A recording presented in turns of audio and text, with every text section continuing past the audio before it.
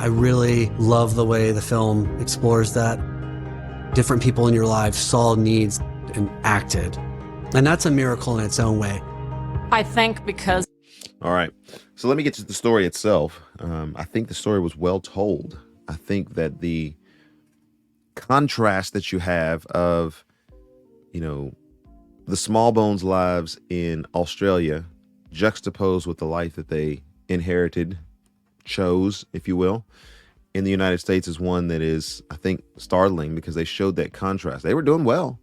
I mean, Australia was a place where things were happening. They were making things happen. They seemed to be in a good position financially, not judging, but it seems like their standard of living changed dramatically when they got to the United States. And I'd be interested to see the story, sort of the story behind the story of like where actually the house was that they ended up going into.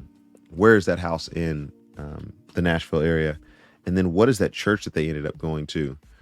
You know, for me, and I'll just go ahead and say it since the Erskin music show, I'm always going to pick up on a church that has a woman pastor.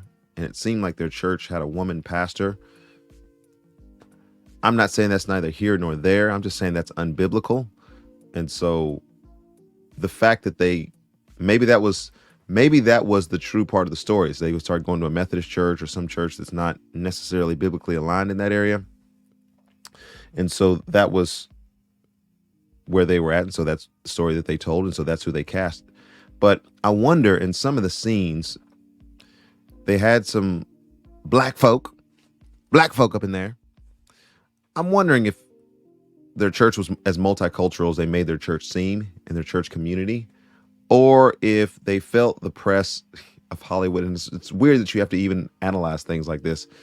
Like, if the story was that they really didn't have a lot of black people who were around them and they interacted with, it being Nashville, it being the 90s, them kind of being in a place where Christian contemporary music wasn't necessarily black gospel music, I can guarantee you somebody would have had a problem. There's no representation in this film.